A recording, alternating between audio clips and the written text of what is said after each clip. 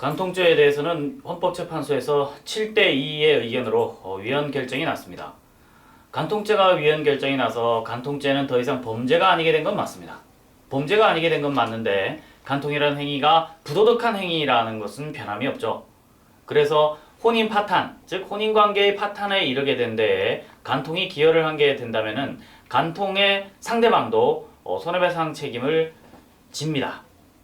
물론 간통한 배우자도 손해배상 책임을 부담하고요. 간통의 상대방도 손해배상 책임을 부담합니다. 그건 간통죄가 있든 없든 상관이 없습니다. 최근 기사에서는 위자료 배상, 즉 손해배상 책임이 증가할 것이라는 보도가 있었는데요. 사실 증가할 것이라는 거에 대한 근거는 잘 없어요. 제가 생각할 때는 현행 제도에서 크게 증가할 것 같지도 않고 내려갈 것 같지도 않고 일정 금액이 유지되지 않을까 싶습니다. 현재 간통으로 손해배상 청구를 당했을 경우에 물어줘야 될 금액 또는 간통으로 손해배상 청구를 해서 내가 받을 수 있는 금액 얼마일까요? 엄청 클 것 같죠? 사람에 따라 또는 사랑의 강도에 따라 또는 집착의 강도에 따라 그 금액을 크게 부를 것입니다. 근데 우리 법원이 인정하는 금액은 얼마일까요? 법원이 인정하는 금액은 1,000만 원에서 약 5천만 원 정도 사이입니다. 1억을 내놔라, 10억을 내놔라 이런 사람도 있을 수 있죠. 근데 법원은 그까지의 청구는 받아들이지 않습니다. 평균적으로 약 한 2천에서 3천 정도 사이에 정해지는 것 같아요. 제가 경험해보면요.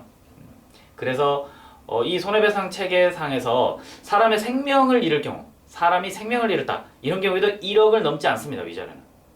간통의 경우에 아무리 높게 받아도 3천만 원, 5천만 원을 넘기는 어려울 겁니다. 물론 간통의 사례들, 신문에 나온 사례들을 보면은 무려 13년간 간통이 있었던 그런 경우도 있긴 있어요. 그런 경우에는 위자료 배상 책임이 좀 올라갈 수는 있겠죠. 그런데 전체적으로 봤을 때 대개 2천에서 3천 정도, 많게는 5천만 원 정도까지 선에서 앞으로도 계속 정해지지 않을까 싶습니다. 혼인관계의 파탄 책임이 과연 부부 일방에게만 있다고 할 수 있을까요?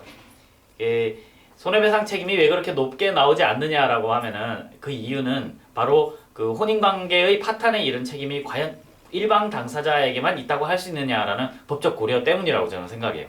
어떤 간통이 일어났다. 어떤 배우자가 다른 남자 또는 다른 여자와 이제 간통을 했다. 이런 경우에 그 책임이 과연 그 바람을 피운 그 배우자에게만 책임이 있다고 할 수 있을까요? 부부 일방의 책임. 어떤 범죄나 어떤 불법 행위가 나타났을 때 그게 과연 그 책임이 그 가해자, 행위자 하나에게만 책임이 있다고 할 수 있을지 그건 모르는 일입니다. 그래서 이 불법 행위로 인한 위자료 책임에 있어 가지고는 그 사람에게 우리가 생각하는 법 감정과는 달리 법원이 인정하는 금액은 그다지 우리 생각보다는 크지 않다는 점. 거기에는 그 상대방의 어느 정도의 잘못도 있다고 보는 배려가 있지 않나. 제 생각은 그렇습니다.